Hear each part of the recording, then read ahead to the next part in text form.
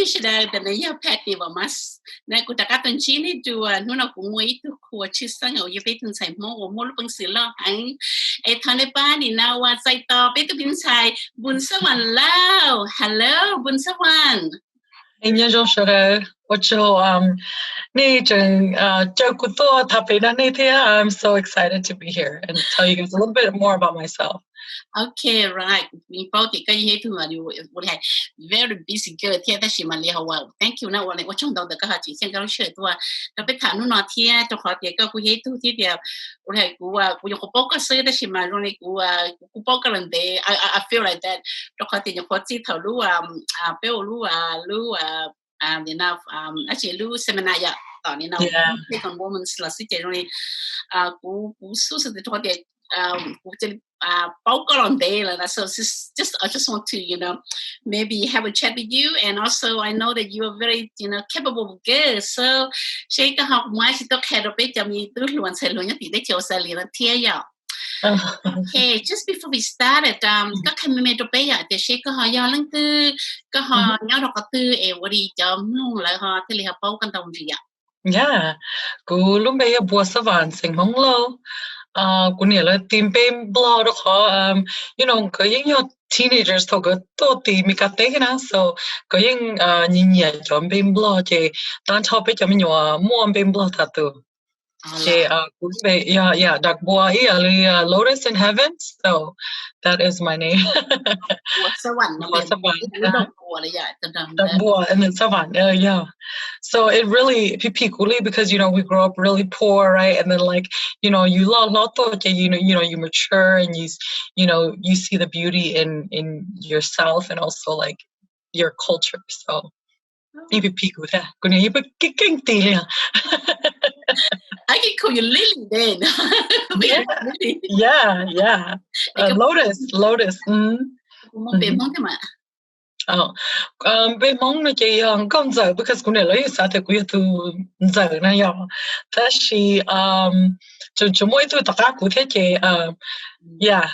con giờ nó thế thì for my students at Hmong Culture Camp, là who của si phương go rong.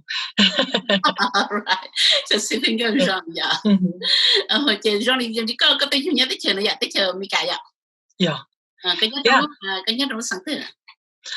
So Tashino Kunyo from Merced, California. Tashi I was born in in Fresno. So just an hour away from here. But we moved around a lot. So Puti, Wisconsin. Very cold, and then high school and college, it was all in California. All right, so you probably have been living in most of the city that the majority of the Hmong live. Hmong people, yeah.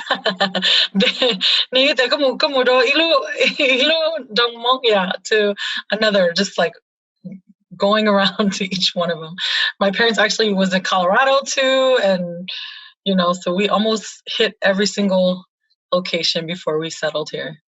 Okay, so Hmong nhớ trong mà mình sẽ thì con nào? Being more trong trở thế more xa pa.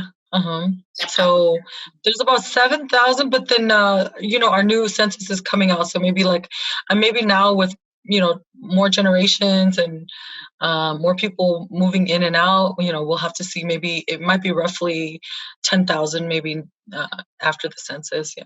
All right. Yeah. So you did your schooling in Merced, or? Yeah, I went to the community college here in Merced, and then I transferred out to Stanislaus to do all of my upper division there in business.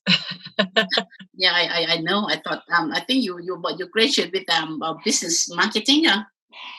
Business marketing, yeah. But now it's very relevant with Kutsahalu Hina. So it kind of give me an idea of what it is to, be an entrepreneur and actually, run my own company. Yeah. So it actually worked out for the best because I love education. I did all my part-time work during college at over at the preschool. So I was like a preschool substitute, and then I was like an after school program coordinator for after school program. Yeah. And then kuchung. I just love children. I love teaching, and so that's how I got the opportunity to go teach in Thailand. I was like, yes, I'm gonna take it because you look yeah. How do you come about to have that opportunity? Well, luckily my sister at the time, she was going to UC Merced, and then someone sent her that email, and she was like, check this out. I think this is perfect for you, because I think I was at a point where I was like soul searching too. I always was like, I would ask my parents, like, like I was starting to ask them more questions, like, where are we from? Like, what, tell me more about this. And they were just like kind of not really giving me the full like answers that I wanted, So that probably leads you to go and find out about yourself, where you came from. Yeah, and I kind of want to give a shout out to Dr. Koo. He was my very first Hmong professor, teacher ever in my lifetime at CSU Stan. So I want to kind of commemorate him and also celebrate him, because without him, us seeing ourselves in our teachers and our mentors, it really gives, it helps us bring our identity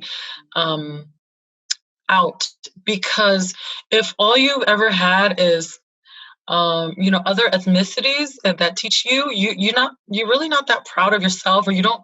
But when you finally have someone who looks like you and knows your history, it kind of sparks that interest and that love for yourself. And so after learning about Hmong people from a Hmong person, and he also, there was also other teachers that came in and taught about other ethnicities as well.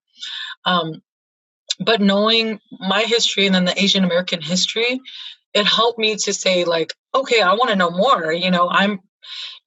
I've went my whole life trying to survive, and now I need to know who I am as a person, right? And so I want to really commemorate him and celebrate him.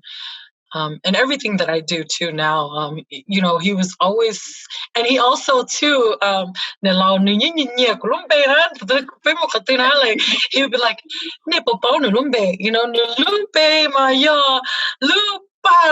Lotus, he just loves my name, and I will always like, it was like I was his child. Like, he was so proud of me everywhere he saw me, so I really appreciate having him. Yeah, it's really sad, isn't it, to lose someone like that is so important to the community. Just by listening to you, I can feel that, and I can feel that, to get to know your identity, it's so important to you, isn't it? Because nowadays, I think not a lot of the Hmong children that they see that as important anymore. No. They said because we no longer live in Laos or in Thailand, we are American or we are Australian or French, and we don't even speak Hmong. But in reality, like I said to all my the young people in Australia as well, that it doesn't matter who you are, how educated you are. If you do not know anything about your root, where you came from, then you are just just that. You're just there. You're there, but you don't really truly know yourself, or you don't truly I feel like there's a sense of not loving yourself as well. Because if you're just like, I'm American now, I don't care, I feel like you kind of don't really love your culture, or just where is that urge of wanting to know where our root, or where where the family come from, where is that coming from for you? Because I always I don't know, I think it's just curiosity, right? Curiosity that brings you to one thing to another. And for me, I guess my parents, like, not, and I think it comes from like our parents like having that trauma where they don't want to talk about it either, like their traumas for coming to the United States. My parents were actually really lucky. Both of their families were part of the military, so they were just like came over here, but they were very young too. So gachi chomo cho stories e ali cho lao na to le to zai le hai cho to cho liu li na ya. And going through the forest and going over the Mekong River. My parents didn't have that. They were teenagers still going to school, you know? And so I was like, but then like, you know, how did you guys get here? What happened, you know? And they're just kind of like, we just came here and, you know, we got sponsors, right? And so, but then I was like, okay, but then who is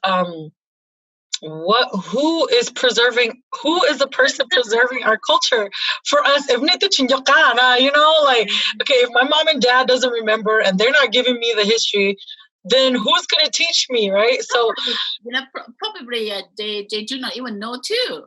Yeah, they don't know either. So like, and my parents he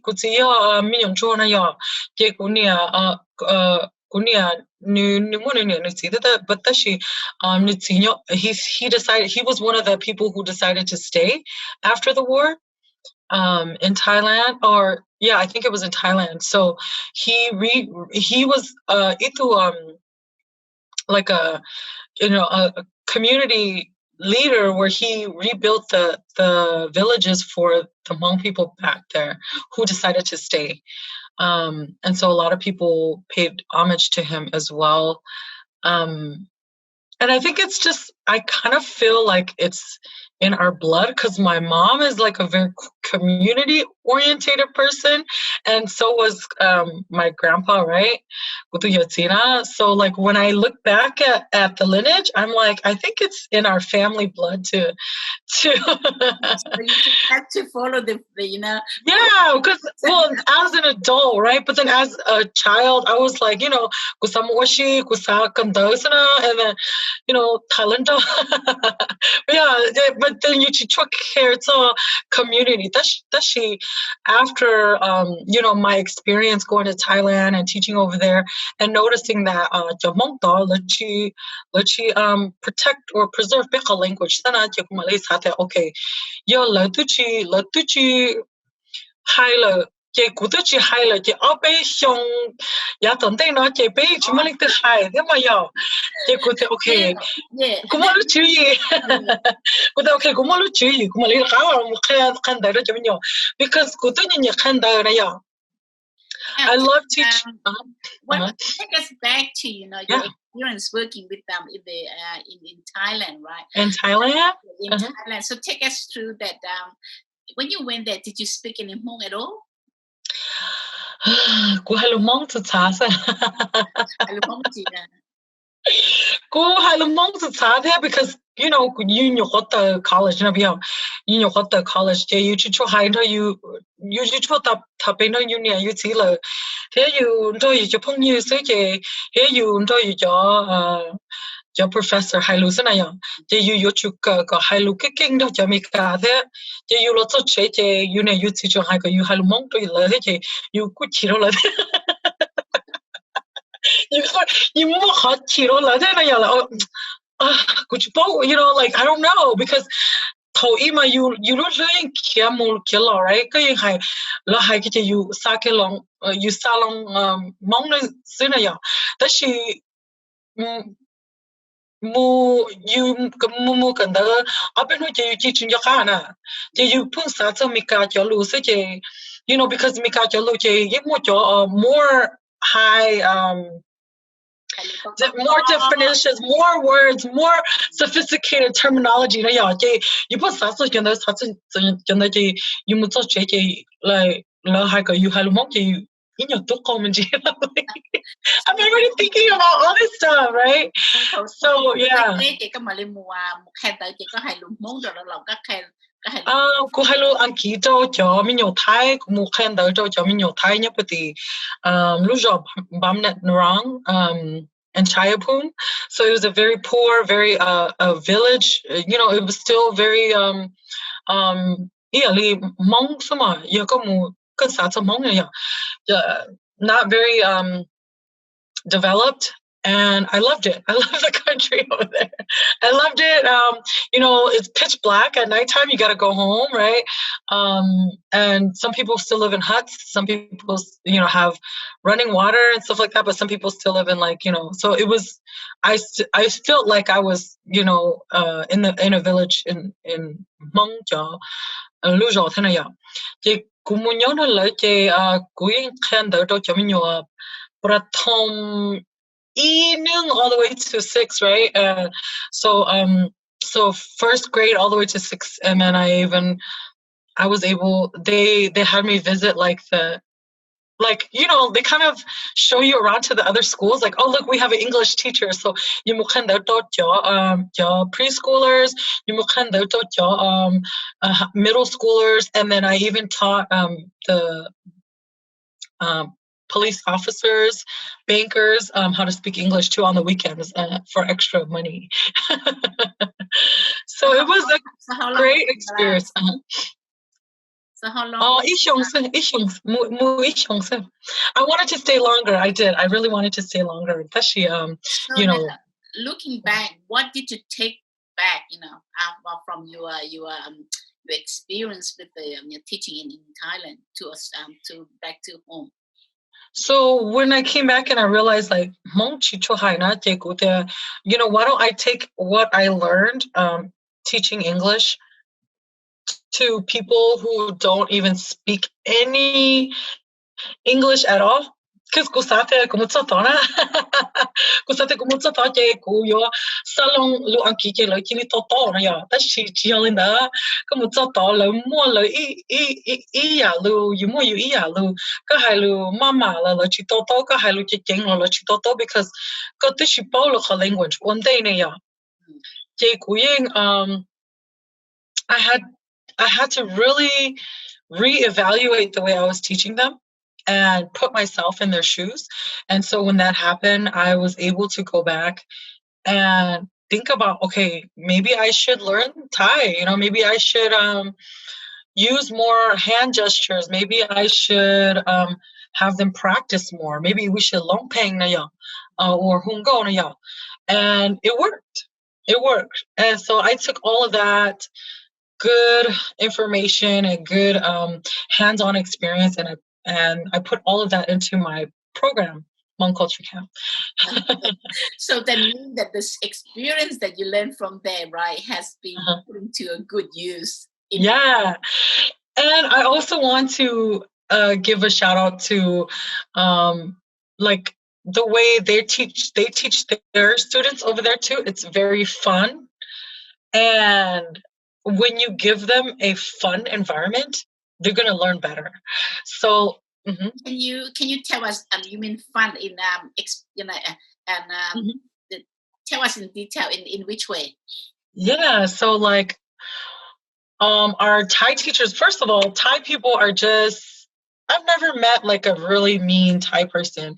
Everybody is super chill, and they're very funny. I think everybody wants to laugh, even no matter old, young, and they always want to bring out the best in you, right? And joke and have fun. And so in America, like if you're like, oh, you're fat or you're this, they will be like, that's politically incorrect. But if you joke around about it in Thailand, it's just a joke. So everything's not taken seriously. So they have ilalu my bin right? So it means that's okay. Everything is okay. Or forget about it, right? And so I feel like I took that saying and I used it for the way I run Hmong Culture Camp. Not that I'm not strict or anything like that too, but if they are having a good time, then they're more than likely to learn. So where I picked that up from is like the way they teach, the Thai people teach. We actually took out our high schoolers to an actual camp, and they called it an English camp. And so that's where I got my Hmong Culture Camp idea from, because we went. What is that? The name coming from the culture camp? It was called English Camp. It was called English Camp. So we actually went camping. Everybody had a tent, and it was really fun. It was the older kids. We played games, but it was reinforcing English, the English language. So we played things in English. We taught them songs. We played so many different things, and their English is, it just coming because they're having a good time. And I think that goes for anything, like presentations or college lecture. Oh, it's so boring, right? But then if they're interactive and they give you things to do, people want to have fun, when you come to, like, imagine you sitting in a seminar and the speaker just carry on. My goodness, you just watch when it's gonna end. But when it's the presenter, it's like you're very bubbling, and you just have so much fun. And then I guess that's the way the children learn, isn't it? Yeah. Because if they have fun, they can learn more than you have to be so serious about learning. Yeah. There's rules. Like in the US, in here, there's so many rules that you have to do, and at the end, the children, rather the student, they don't learn much at all because there's certain rule. You have to sit properly, you have to hold the pencil like this, sit upright, that kind of stuff. Yeah. And one thing is about organized education, right? It's like, ding, you have to do this. Ding, you have to do that. And we're basically preparing them to be robots and do as you say. But if you give them time to have fun, create together, use their imagination, like think of all the possibilities. Like if you're able to use your imagination and open up that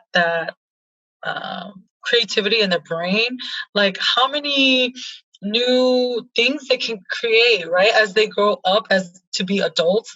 How many new inventions are come up, how many, if we can just continue to use our childlike energy into our adulthood, how many new things are going to be created, right? It's so it's like a whole, there's so many things. It's just so good, isn't it? Now, take us to your role now. Right? You have a new role that came into. So take us to that. How do you get it, and what is your plan for the future? So I started in 2017, just as a pilot. Like, okay, here's a grant. You should. What do you want to do with this grant? And I was like, teach kids Hmong, like that's been my dream after I came back from Thailand, and so I'm like, I'm going to teach them Hmong, it was like very dinky and, but then the kids showed up. The thing was like, they showed up. My classes were full, and I didn't only just have Hmong that they started seeing me on Facebook and they just showed up. And it was a free program, right? And so they would just come. I would sign them up the day of, and they would just start continuing coming. I was doing it on the weekends. And so after I was done, a lot of the parents was like calling me like, my son said he misses Hmong school. When are you gonna do it again? So I was like, I gotta go for the bigger money. Let's get this ball rolling. Oh, so actually, you started with just like probably just a hobby and hobby classes. Yeah. Okay. So it started off as just like, okay, come on the weekends and we will teach you in a very like lenient fashion, right? And I just kind of played around with it for a little bit. But then after, and I had my volunteers come in and just teach them whatever they wanted to teach, give them tips, pointers here and there. But then when I was able to get funding for a full capacity running program, I was able to train my youth, and then I was able to get them like knowing early education, So knowing how to teach children, right? And then also giving them the fundamentals to teach Hmong at that age, right? So giving them those tools. And then so what that's doing is, in a sense, it's giving them empowerment to say, hey, I can now teach children. And they're continuing to use it. So if we're getting them in the cycle of using the language, they're going to be more empowered, because after toka you toka chame make a bao mong ya ta shi ko mu kan da cho from kindergarten so high school tara ka chi shi mong na ya ka chi sa hai lu mong la the there's not a lot of videos or anything like that teaches the Hmong, there is a high school elective class that you can take. But accent accent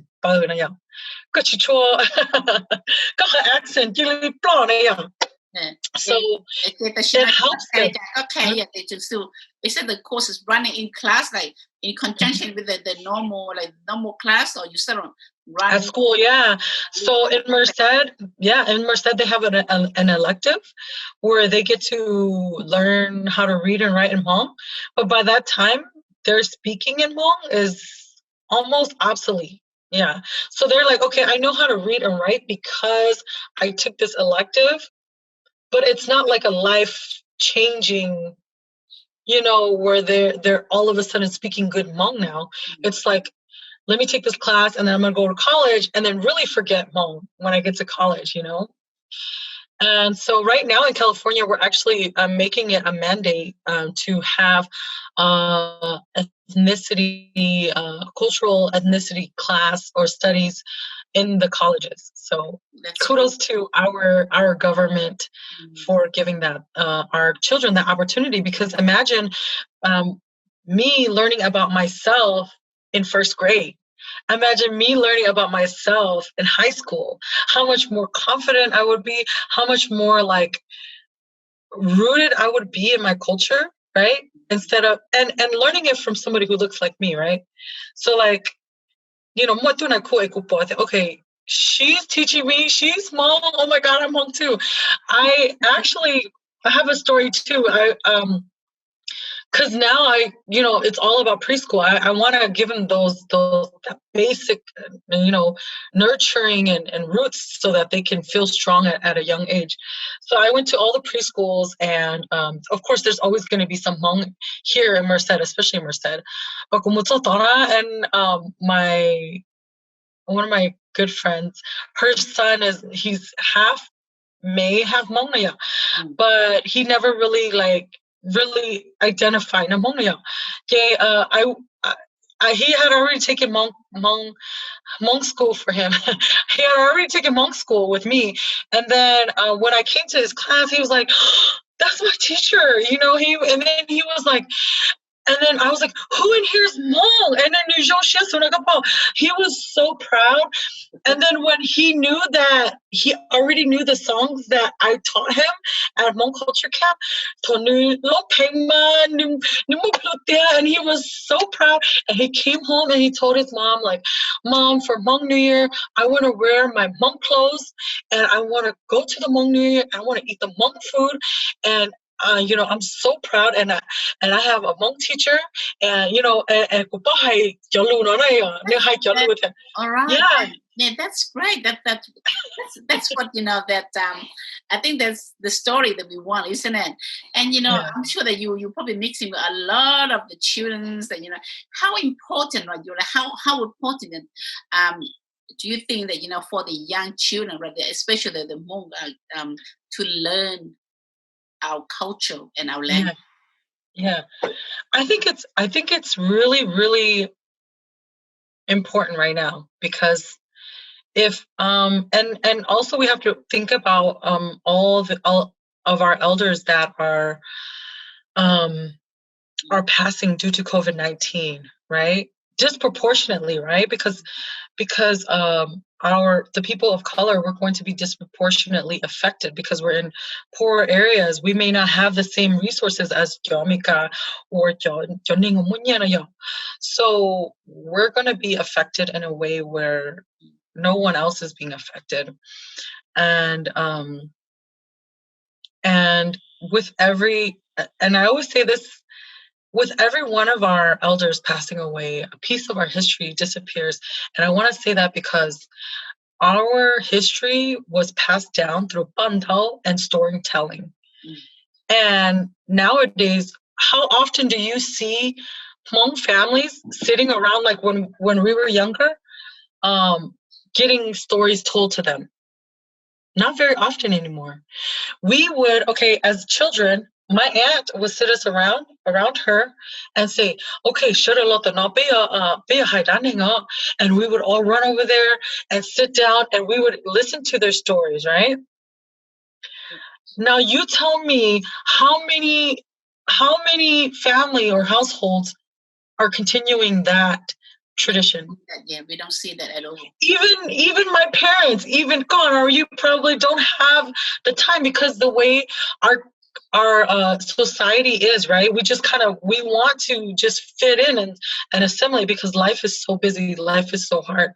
But that key part of our tradition is disappearing with our elders passing. And so we don't have that same tradition where we sit around and listen to or to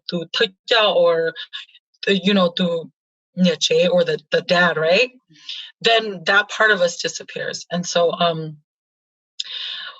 with that being said, if we don't tell them that it's important, or we don't give them the impression that it's important, then they don't think it's important. Do you think it should be the parents' job too?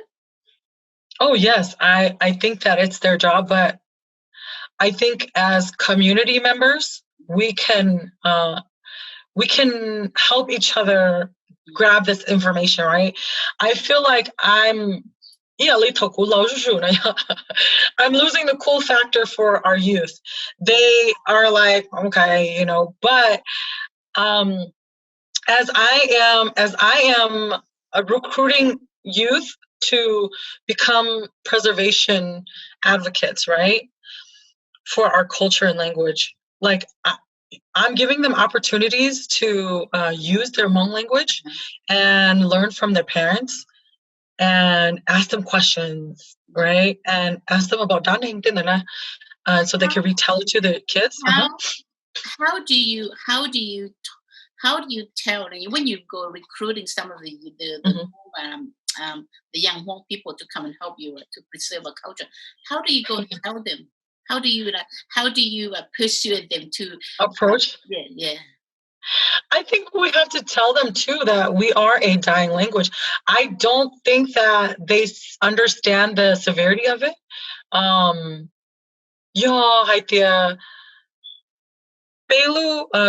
middle age. I don't want to say youth.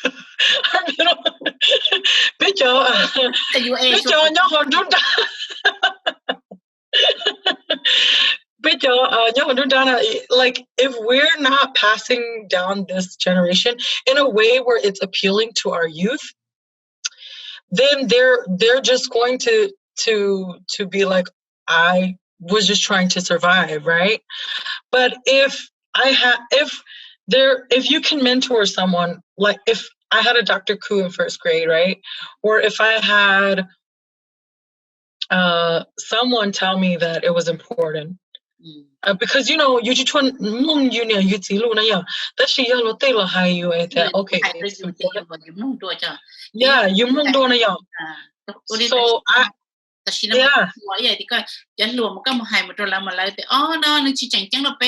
like we have better thing to do, more interesting to do. Yeah, in that I could then look at it. Talk about just high color love pape curb and more take it. Take and what get that cool like you had the luna, no come highly jaddo like Catali John la gonna. Yeah. But the and then the appeal to it, like the sexiness of it, right? Is it that they get to be together The more that they get to be together, the more they learn how to be Hmong together. So I think that you cannot be Hmong without being near each other. So like totu kunjo kunia or jolo nyona yo ku de hin ni hai lo lunda yo rachi na yo. Heko yoko nyono jolo eko công long là cái sai movie đó là cái nó chỉ cái chỉ bị hai luôn gì and you get the hang of it, right? So with our youth, they, as long as they get to be together, that's like something that helps them want to preserve the culture and language. Right. So you use the socialize like social. Yeah, they get to be together and open that and open a door for them to come, and they instill they like each other already, right? They like each other already. They're gonna come together, and then when they're together, they get to use all the information they're learning from our trainings and reusing it on our children. And so it's kind of like a huge cycle, right? You're getting the resources from our elders through their parents, right? They're going to the parents or the grandparents asking them for advice and how to create the curriculum. They come together, they help create the curriculum, and then they get to teach it to little kids. So then you're, in a sense, you're recycling the language, you know? And then when they're together, it's like, it's just magic happens because they're, And we can what about Hmong resource? Do you find that it's a challenging, because I also teach Hmong too, and I found that probably ít khó thì một tấm bằng đó tiền lưng đâu tớ khai sớm Hmong là gì chỉ chung một nè. Yeah, you feel like you're the first to do it, right? But then so I did so much research with my surrounding areas and Minnesota and Wisconsin. So and then I will fly out there and I will shadow them and see how they're running things. And they they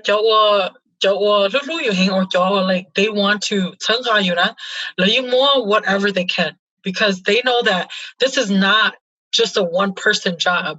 This is everyone's job.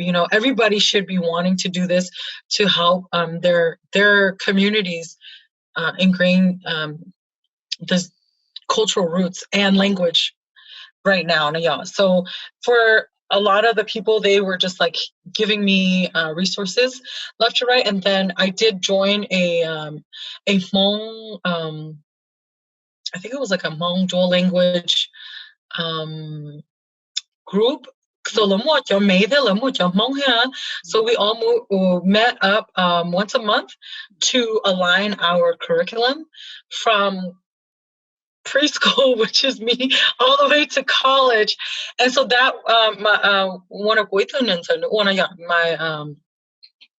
she was the one who started Stone Soup in Fresno. So that one was one of the very first community centers that serve Hmong people in Fresno.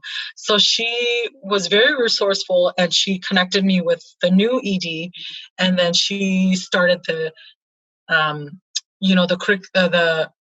aligning our curriculum by meeting once a month for that entire year. So I was able to learn from people who have been teaching for a long time, but we had not aligned our work.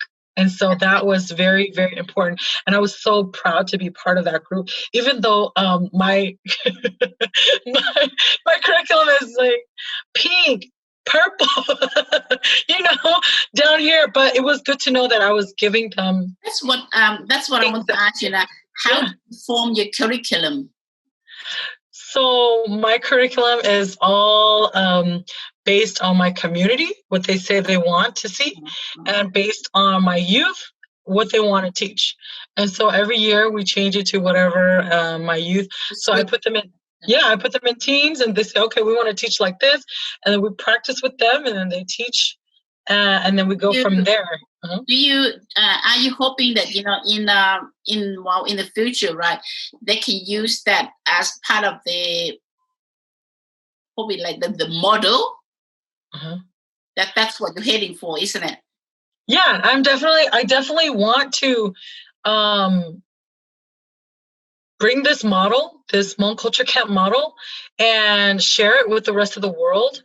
I think that it is something so easy that anybody can do it. And I want to be there to help cultivate that for anybody who feels like they want to use my model in their population. Now, in a nutshell, right, tell us about your model.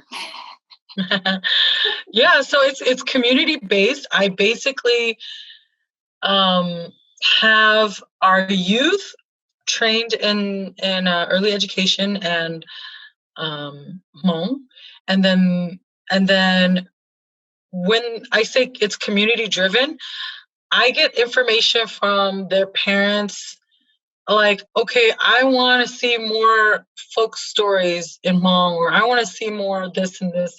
We take everything into consideration and we build it in a package, and then we revamp it every year. I also ask that my youth absorb this, like, just this wonderful wealth of knowledge from their parents and from their grandparents. All of the daneng, all of the words, songs that they used to sing, or games that they used to play when they were little. I get a collective of everything, and then we're able to incorporate every single aspect, whether if it's not this year or next year, to kind of like have that community bond. Like, oh, she put my suggestion into her curriculum next year. Yeah, so so everything will be documented, right? Yeah, everything is documented. This year, last year I was able to apply for a grant that will help me to put everything, even though I have things like on paper, I want to actually create it to be standardized with the regular curriculum and the school curriculum or dual language curriculum, so that we can get it distributed to the greater community. So what happened, like if like we have a more community from outside, let's say in Australia, that we want to use like your culture camp model, right? Is that any website or any contact detail that we could write to get that information? It's right here. No, I honestly created a masterclass for anybody who wanted to learn how I created mine. So I do have it somewhere. I just didn't want to put it out there unless there was a need for it. But I did think ahead, and I did create a masterclass because I feel like it's so easy to do, and we can have this everywhere, North Carolina, Australia, France, right? Where we can create something really quick, and then everybody would just be able to do it on their own time with their own resources. Perhaps you should. I do have that for you. Perhaps you should create an online group that more people around the world, they can actually come together and share that idea. Yeah, honestly, I am hoping to maybe teach some Hmong children in Australia this year with you. So I think we should connect. But I think that because of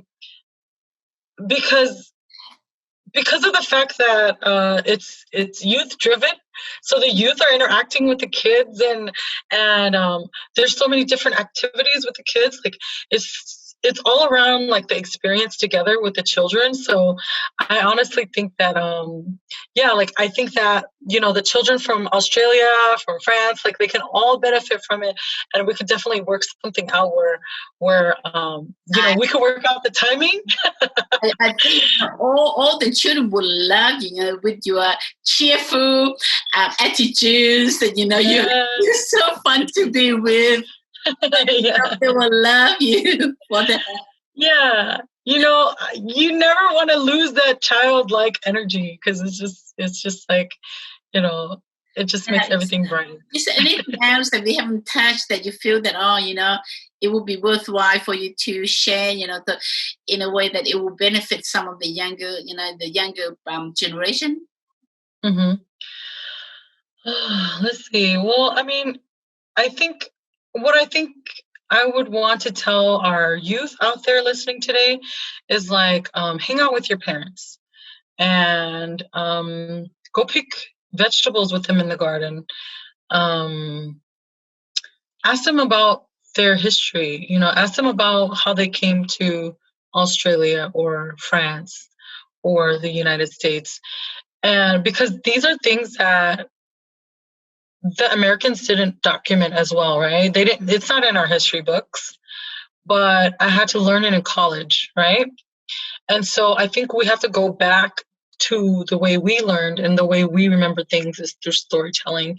So I think like now with the technology and with the time that we have during COVID, we really have to use this time wisely to absorb all that we can from our parents and from our grandparents, because this is the time, if not now, when, right? When your parents can't do anything. When after being with my mom, picking vegetables with her and learning how to first of all, there's an art to picking vegetables, and Hmong people or our parents will tell us when we do it wrong. There's an art to that. Yeah. Saying that what happened if the children that we live in high-rise flat, we don't have a vegetable garden to go to? Oh, really? You guys don't have a vegetable garden? A lot of the Hmong people that like before they live in high rise, like they live in those high-rise buildings, and that's why. But now buildings, yeah, but now they sort of move to the lowland, so that each family will have a piece of land for the parents or the grandparents to grow vegetable. So I think that your idea of just go out and help your parents and your grandmas in the garden, that's a good strategy for them to learn, get back to their old ways. Now, because that's a big part of our Hmong culture. Our identity is farming. We can't say Hmong without farming. Now my ending question is that what motivates you to do what you are doing now? Knowing that there's no savior, no one's going to save us from not learning our language. You are the savior. Like, you are the one that's going to be the difference by just showing interest in your own language. Because I see like the Native Americans or even Jome, that Mexico is right there, right? But they're still not preserving their culture and language as they progress. And so I think that seeing that really motivated me, because there's no one that's gonna say, oh, I care about the Hmong people except Hmong people. No one's gonna say, oh my God, their language is dying, we gotta help them. Unless you're Hmong, then you would do that, right? So I think that's so important, isn't it? That's so important. So I mean, you have to be the one to start it, right? Yes. You can't wait for anyone to start it for you. Yeah, everyone is your own. You are your own preservation leader, wherever you are. I think you got to take hold of it and take ownership in it. Take ownership. That's a word, right? Now, I think we have come nearly to our end now. So, I mean, it has been so much fun, talking to you. I didn't even realize that we almost to the end now. I always end like with all my guests now. Give me 3 words that will describe who really would someone love. Okay. I would say I am appreciative. I am humble. And I want to say I'm very resilient because of the fact that so many things, even though you're doing a good thing, so many things, wrenches are thrown at you that you're just like, why? Okay, so appreciative, humble, and resilient. Mm-hmm. That's don't can go le. Okay, and I'm like I said, you are such a fun guest to to have a chat with, and I really enjoy your talk, and I hope that one day you can come to see us in Australia, and you'll be my guest at my home school, and then Yeah. they're gonna love you. So and the children, they can learn so much through you, with your knowledge and with your I think you inspire them just so much, I really like what you say that you have to take ownership of your culture, because no one would do it. It's not your parents, it's not your friends, it's not anyone else, but you yourself have to take. And I think that that's a great message that I will be passing that to all my students and all the youth in Australia. And thank you so much for your time.